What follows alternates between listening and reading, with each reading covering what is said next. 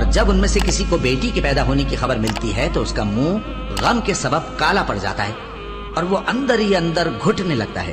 اور اس خبر بد کے سبب جو وہ سنتا ہے لوگوں سے چھپتا پھرتا ہے، سوچتا ہے کہ آیا ذلت برداشت کر کے لڑکی کو زندہ رہنے دے یا زمین میں گاڑ دے۔ دیکھو یہ جو تجویز کرتے ہیں بہت بری ہے، اور اسی کی نشانیوں میں سے ہے کہ اس نے تمہارے لیے تمہاری ہی جنس کی عورتیں پیدا کی تاکہ ان کی طرف مائل ہو کر آرام حاصل کرو، اور تم میں محبت اور مہربانی پیدا کر دی۔ جو لوگ غور کرتے ہیں ان کے لیے ان باتوں میں بہت سی نشانیاں ہیں، اور عورتوں کا حق مردوں پر ویسا ہی ہے جیسے دستور کے مطابق مردوں کا حق عورتوں پر ہے،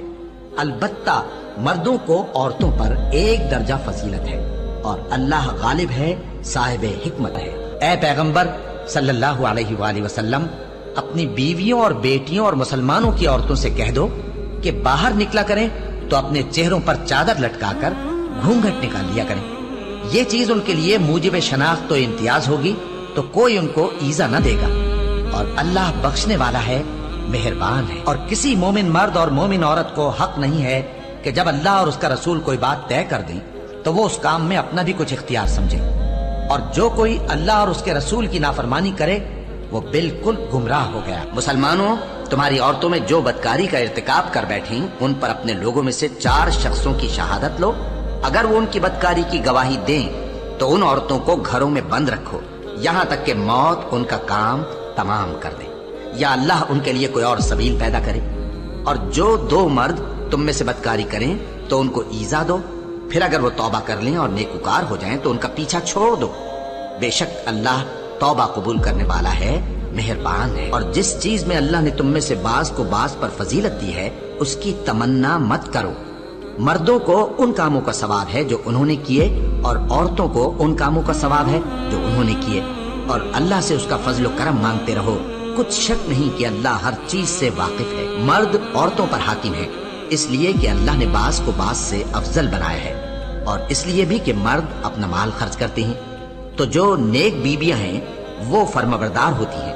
اور ان کے پیٹھ پیچھے اللہ کی حفاظت میں مال و آبرو کی خبرداری کرتی ہیں، اور جن عورتوں کی نسبت تمہیں معلوم ہو کہ سرکشی اور بدخوئی کرنے لگی ہیں تو پہلے ان کو زبانی سمجھاؤ،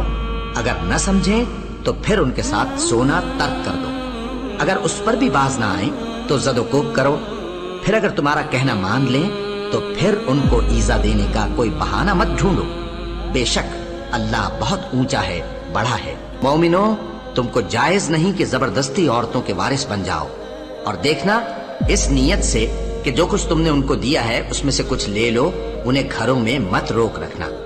ہاں اگر وہ کھلے طور پر بدکاری کی مرتکب ہوں تو اور بات ہے، اور ان کے ساتھ اچھی طرح سے رہو سہو، پھر اگر وہ تم کو ناپسند ہوں تو عجب نہیں کہ تم کسی چیز کو ناپسند کرو اور اللہ اس میں بہت سی بھلائی پیدا کر دے۔ بدکاری کرنے والی عورت اور بدکاری کرنے والا مرد جب ان کی بدکاری ثابت ہو جائے تو دونوں میں سے ہر ایک کو 100 درے مارو، اور اگر تم اللہ اور روز آخر پر ایمان رکھتے ہو تو اللہ کے قانون کو نافذ کرنے میں تمہیں ان پر ہرگز ترس نہ آئے،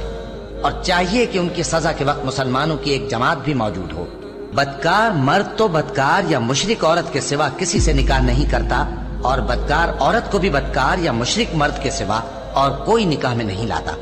اور یہ یعنی بدکار عورت سے نکاح کرنا